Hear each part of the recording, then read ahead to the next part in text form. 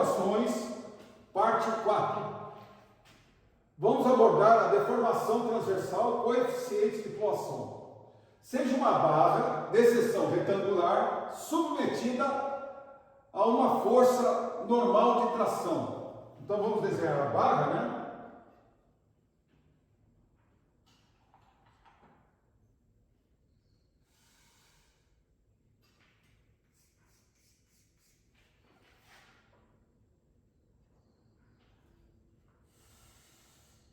Então aqui está a barra, certo?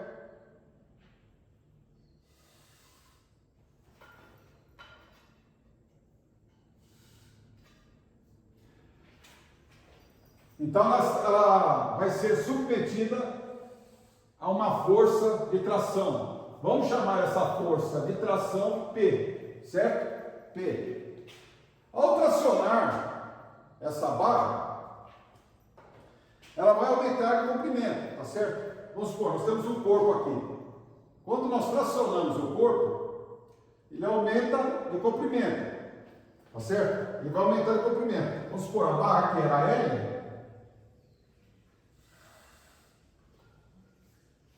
a barra tinha comprimento L, certo?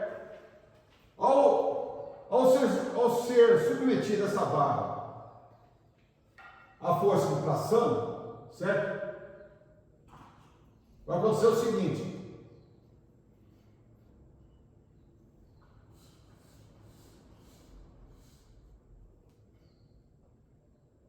exagerando, né? Evidentemente, isso aqui é um exagero, né?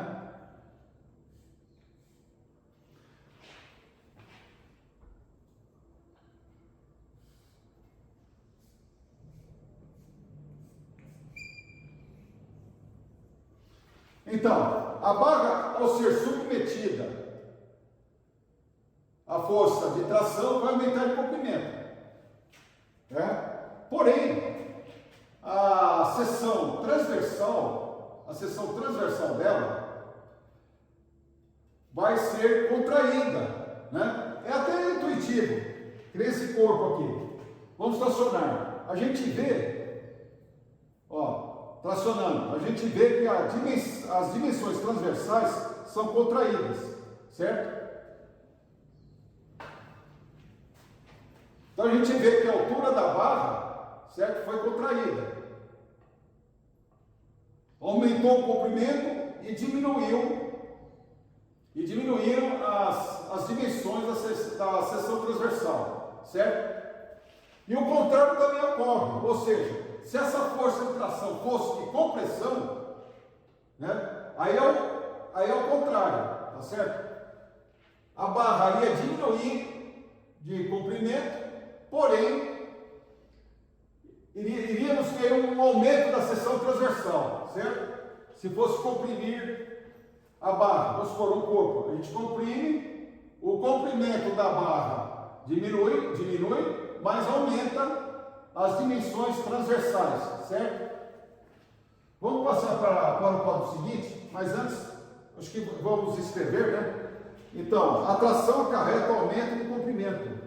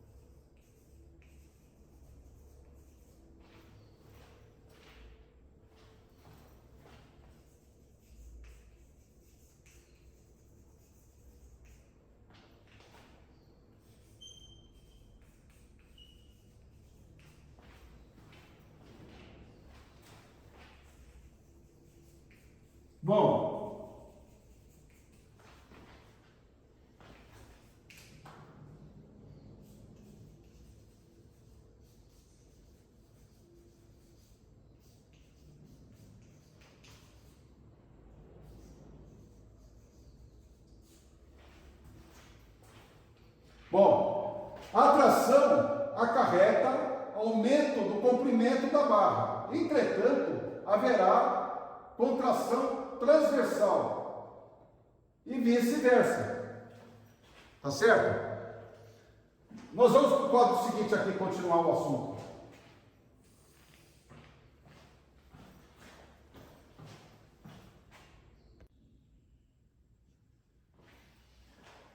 Então, só desenhando a barra novamente, né?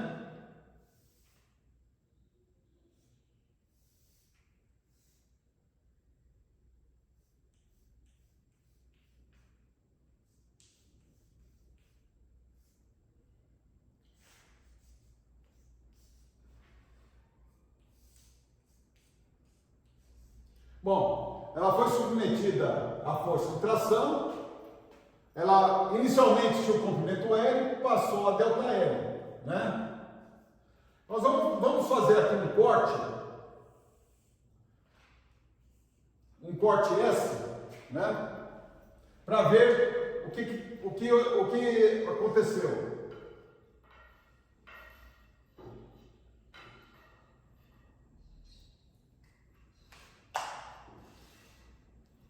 Então aqui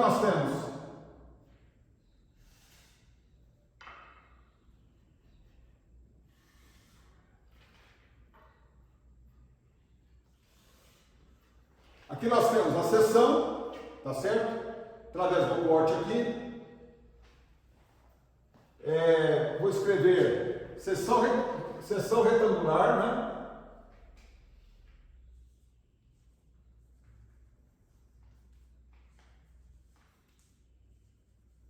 Seção retangular de dimensões A e B.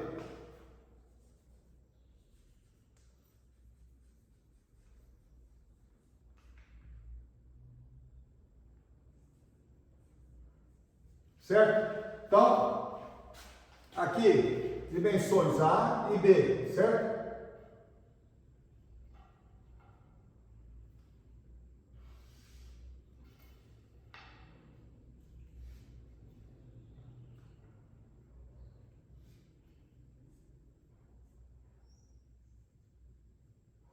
Então, dimensão A, altura A, certo? E aqui B.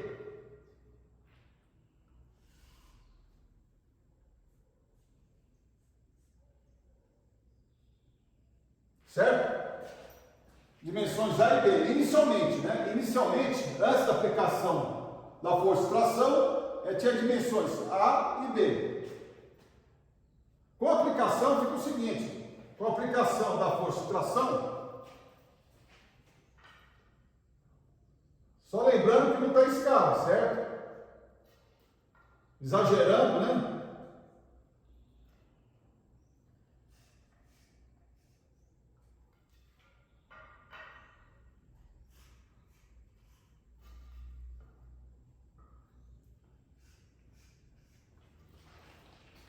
Então, de A passa para A1, vamos chamar de A1, a altura agora.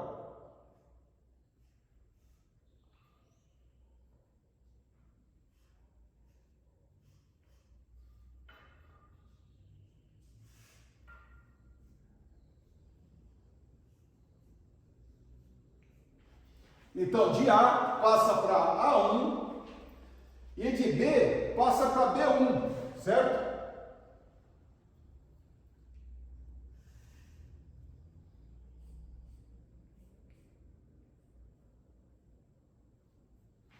Tá?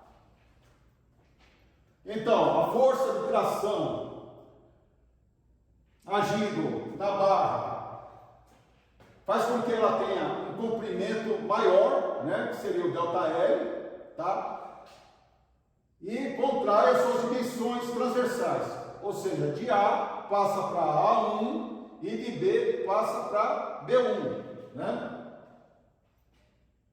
Vamos escrever aqui do lado, rapidamente, né?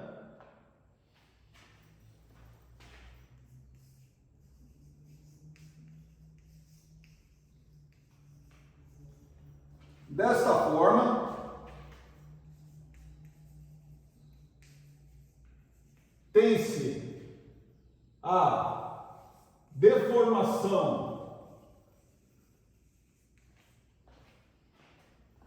longitudinal,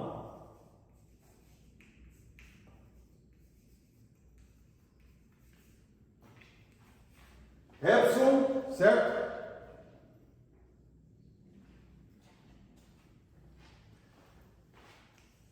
E a deformação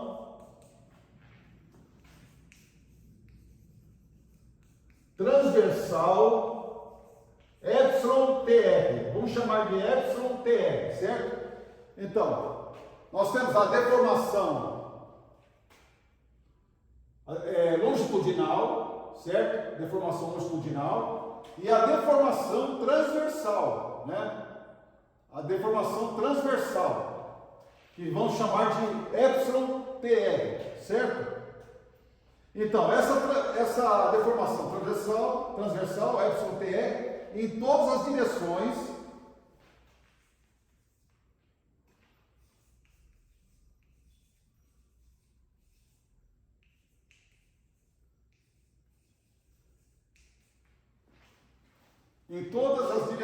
perpendiculares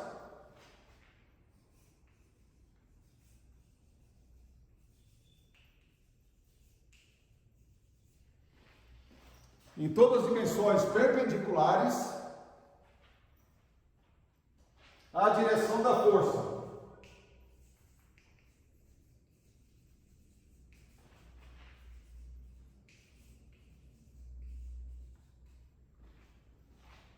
A direção da força, sendo proporcional à deformação longitudinal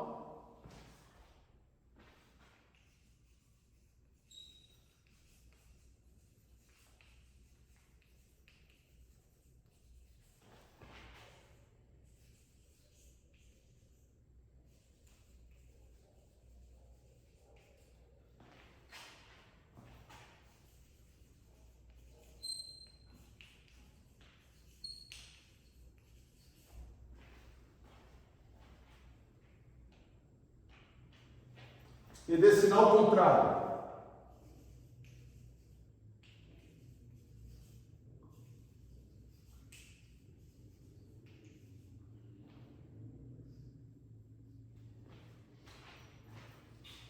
Então é o seguinte,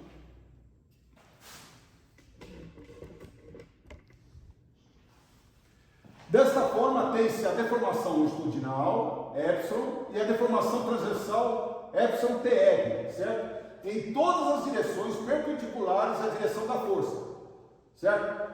Então, a deformação transversal em todas as direções perpendiculares à direção da força, certo? Sendo proporcional à deformação longitudinal e de sinal contrário. Então,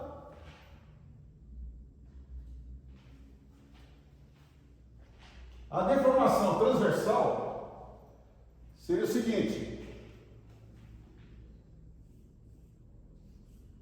epsilon PR é igual, né? A deformação transversal menos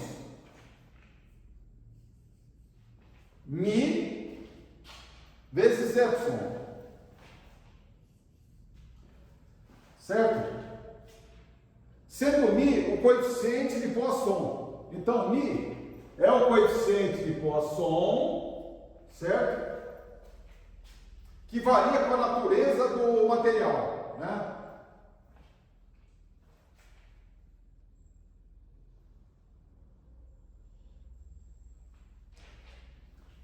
Vamos aqui no quadro seguinte, que ficou apertado aqui.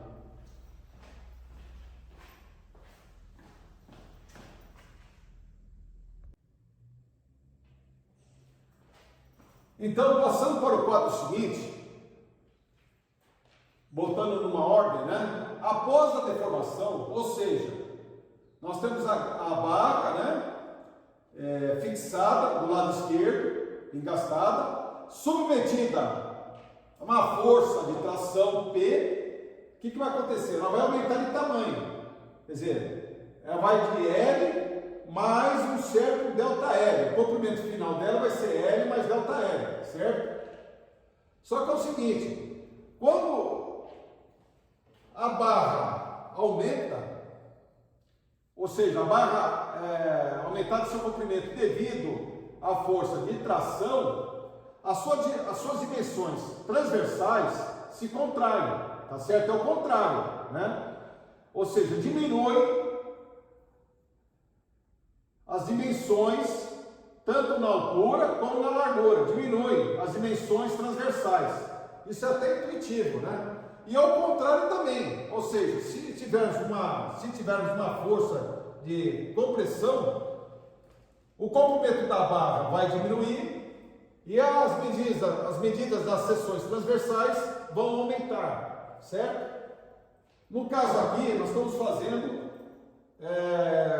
esforço de tração, certo? Aumento do comprimento da barra e diminuição das medidas das seções transversais.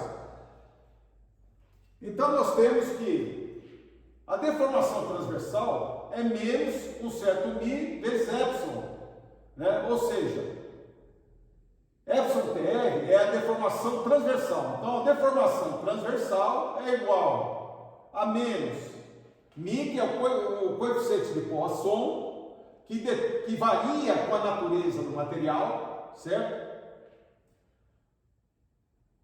Multiplicado pela deformação longitudinal. Veja que esse não trocado. Por quê? Nós temos, nesse caso, né, um aumento do comprimento da barra, porém, uma diminuição das medidas das seções transversais. De A vai para A1, de B vai para B1, certo? Então, o comprimento da barra aumenta nesse caso, né?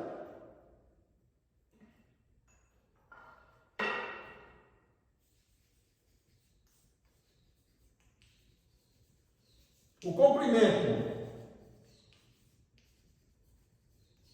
da barra aumenta, certo?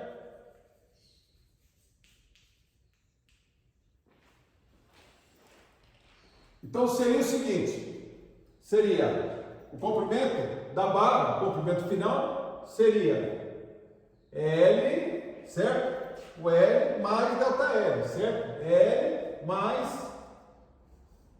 mais delta L, certo? Agora, quem que é delta L? Ou seja, o delta L, aliás, melhor, né? Nós temos que epsilon, deformação transversal, é delta L dividido por L, certo? Isolando o delta L, fica L vezes epsilon, certo? Delta L é L vezes epsilon. Então isso aqui é igual a L mais L vezes epsilon. L vezes epsilon. Botando o L em evidência, né? Nós vamos ter L que multiplica 1 mais epsilon, certo? Isso aqui seria o comprimento final, certo? Da barra, certo? Após a deformação. Sempre após a deformação que nós estamos vendo aqui, certo? E as dimensões A e B agora, né? Então, as dimensões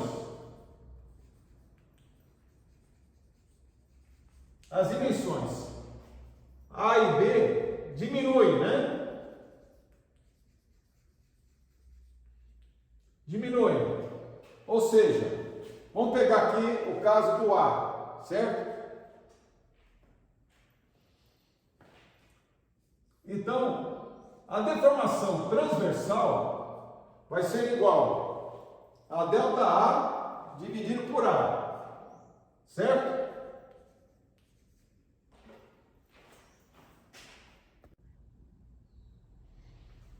Então, delta A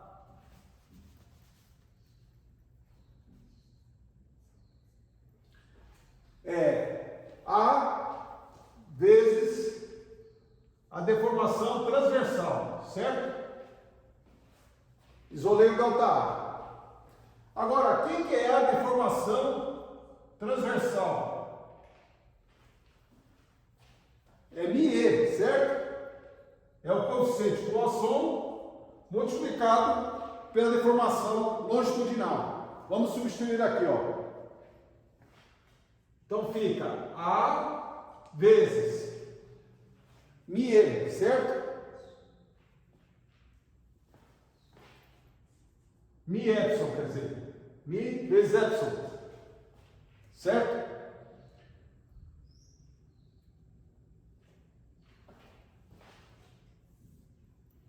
Agora é o seguinte, delta A, o que é delta A? É A menos A1, certo? A menos A1. Seria essas duas medidas aqui, ó, a soma dessas duas medidas aqui. Então é A menos A1, certo? A menos A1, tá certo? Vamos isolar o A1, né? Então, A1 é igual a A menos delta A. É igual a A menos delta A, certo? A menos delta A. Delta A, então, peraí, A1 é igual a A menos delta A é igual a A mi vezes deformação longitudinal. A mi vezes deformação longitudinal, certo? Então, A1 é igual, põe no ar em evidência, fica 1 menos mi epsilon, certo? Certo? A que multiplica 1 menos mi epsilon, certo? Vamos fazer a mesma coisa com a medida B. Vamos para o quadro seguinte, né?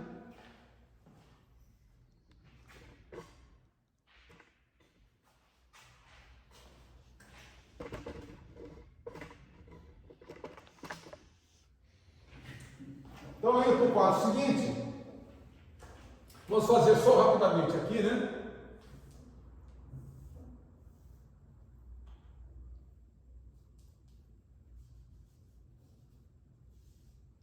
Certo? Aqui é a medida A, certo?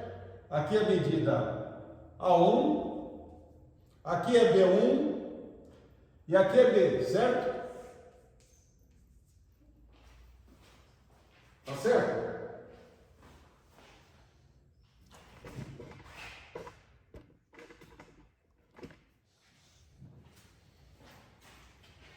Então, mesma coisa.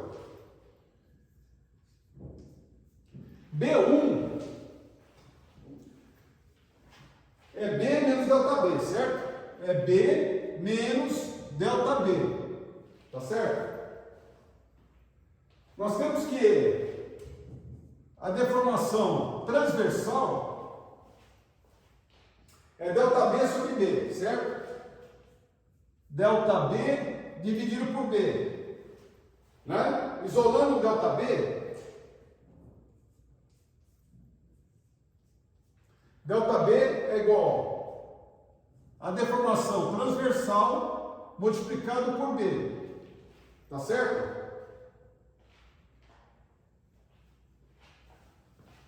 E a deformação transversal é menos mi vezes epsilon, certo?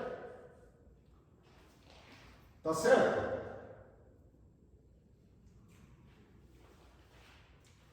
Então aqui fica mi epsilon B, certo? Mi epsilon B.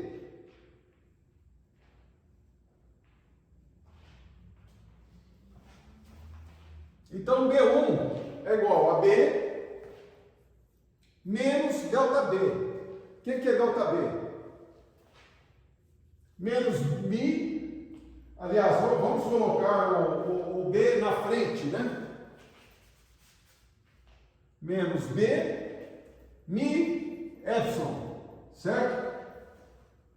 Vamos colocar em evidência o B. Então fica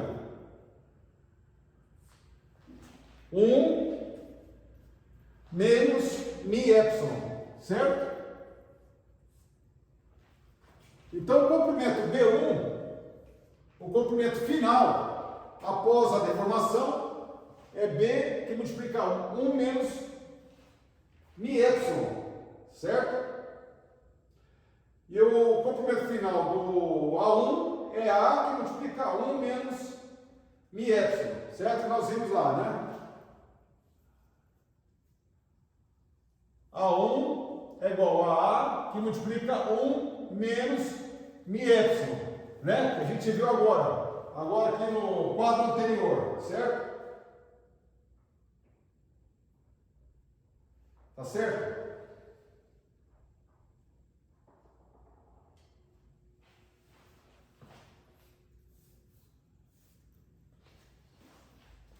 Bom, seguinte, o volume, como fica o volume após a deformação? Né? O volume após a deformação. Então, qual seria o volume final, né? Então, seria o comprimento final da barra vezes o A1, certo? E vezes o B1, tá? Vezes o B1, certo? Seriam essas três medidas, certo? Seria o comprimento final da barra vezes o A1 vezes o B1, tá certo? Então, passando para o quadro seguinte, né? Aqui está o desenho, certo? Da barra submetida a uma força de tração. Aqui são as medidas finais, certo? Inicial B, A, passou para A1, B1, tá? Então,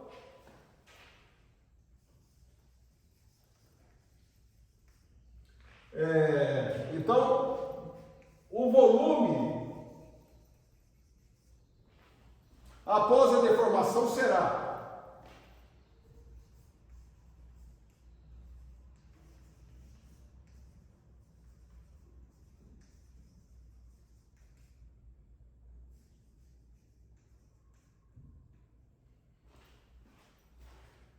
qual será o volume após a deformação?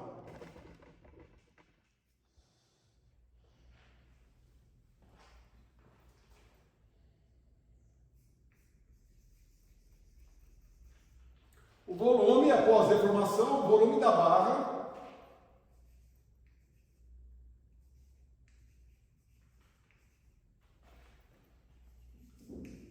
após a deformação será, né? É igual, seria, como mostrei lá, né? O comprimento final vezes A1 vezes B1, certo? Então seria o comprimento da barra L que multiplica 1 mais epsilon, certo? Vezes o A1, que nós determinamos lá, né? Em função de A, de μ e epsilon, vezes A, que multiplica 1 menos μ epsilon, certo? Vezes B1, vezes B, que multiplica 1 menos μ epsilon, certo?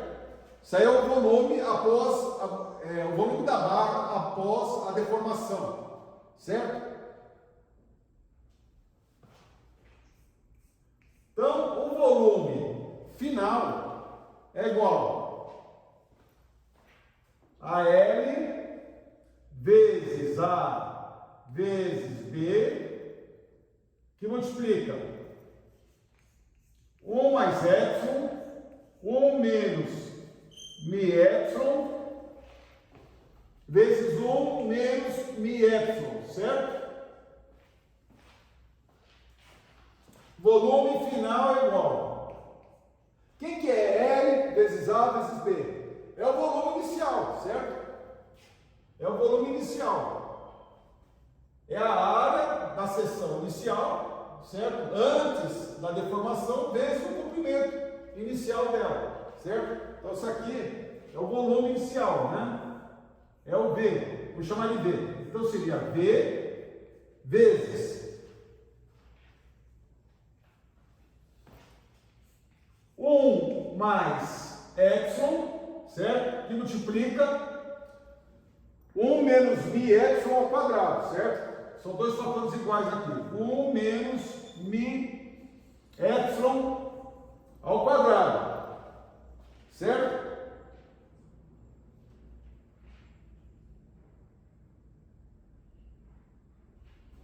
Então, o volume final é igual a V, que multiplica 1 mais epsilon. Vamos desenvolver aqui. Quadrado do primeiro, menos 2 vezes o primeiro vezes o segundo, menos 2 mi epsilon, mais o quadrado do segundo. Mi ao quadrado, epsilon ao quadrado. Certo? 1 menos 2 mi epsilon, mais mi ao quadrado, epsilon ao quadrado. Tá certo? Então, o volume final é igual. Vamos multiplicar aqui. Fica 1 menos 2 mi epsilon mais mi ao quadrado, epsilon ao quadrado, mais epsilon menos 2 mi epsilon ao quadrado, certo? Mais mi ao quadrado, epsilon ao cubo, certo? Tudo bem até aqui? Veja só. Aqui, ó, a deformação longitudinal ao cubo é um valor muito pequeno. Então, nós podemos fazer igual a zero, certo? Aqui também, né? A deformação longitudinal ao quadrado, também podemos fazer igual a zero, que é um valor muito pequeno, tá? Aqui é a mesma coisa, ó. Também podemos fazer igual a zero, certo?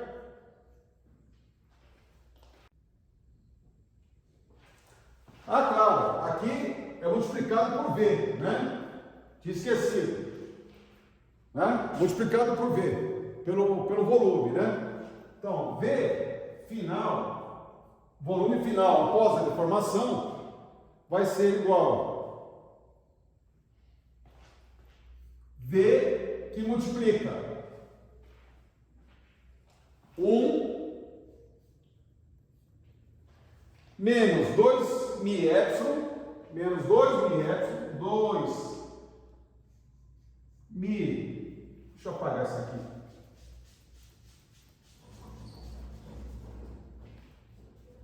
Menos 2 mi epsilon, certo? Mais epsilon, certo? Então, V final é igual, volume final é igual ao volume inicial que multiplica 1 menos 2 mi epsilon mais epsilon, certo? Vamos multiplicar o V agora para dentro do parênteses.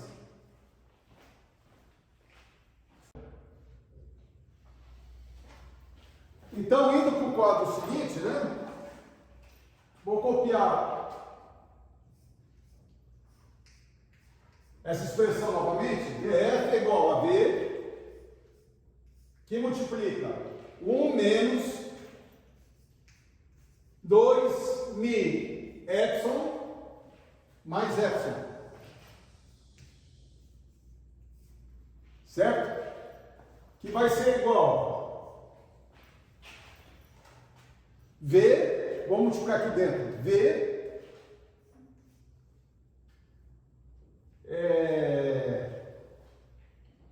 mais V que multiplica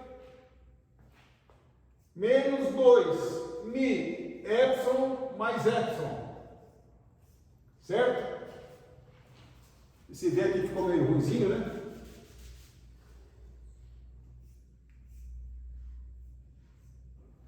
Então ficou V final é igual a V mais V que multiplica menos 2mi epsilon mais epsilon, certo? Aqui é igual V mais, vamos colocar em evidência o epsilon, tá? Então fica mais V epsilon, certo? Epsilon em evidência, 1 menos 2mi epsilon. Não, desculpa, 1 menos 2mi, certo? Então fica 1 menos 2mi, certo? Bom, V final, vamos passar esse V para o primeiro membro, certo? V final menos V, certo? Passamos o V para o primeiro membro aqui, então fica V final menos V, e vamos passar esse V para o primeiro membro também. Aqui está multiplicando, passa dividindo. Então V final menos V dividido por V vai ser igual a epsilon que multiplica 1 menos 2mi, certo? V final menos V inicial dividido por V vai ser igual a epsilon 1 menos 2mi, certo? Esse termo aqui, ó, VF menos V dividido por V, V final menos V inicial dividido por V inicial, ou seja, o volume inicial menos o volume final menos o volume inicial dividido pelo volume inicial, certo? Volume final menos volume inicial dividido pelo volume inicial. É a variação de volume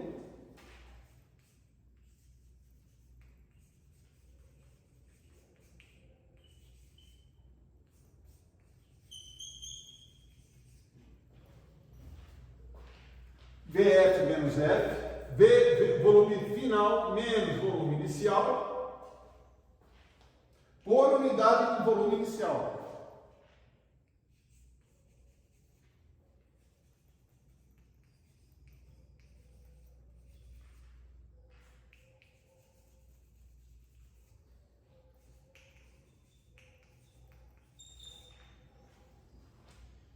V, que nomearemos por epsilon V.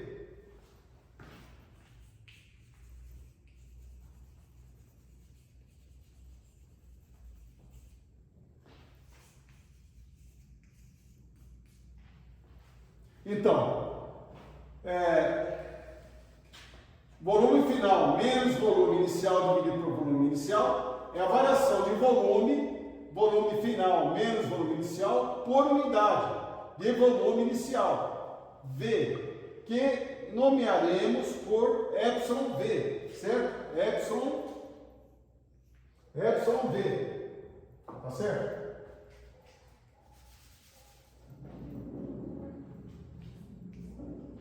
Certo? Então, epsilon V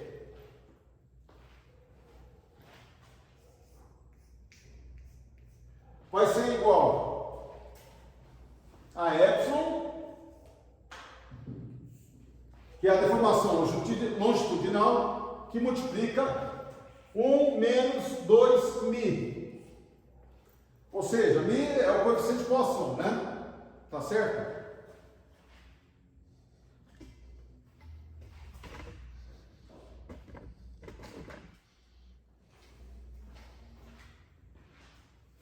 Então, através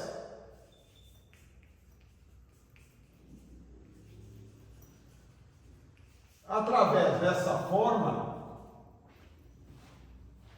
obtém-se a variação volumétrica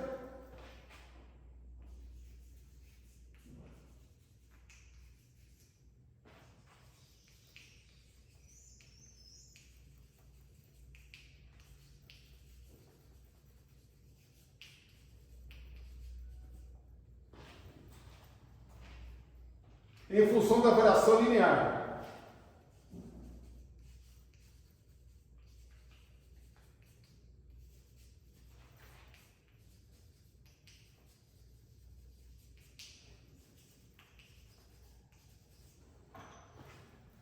Então,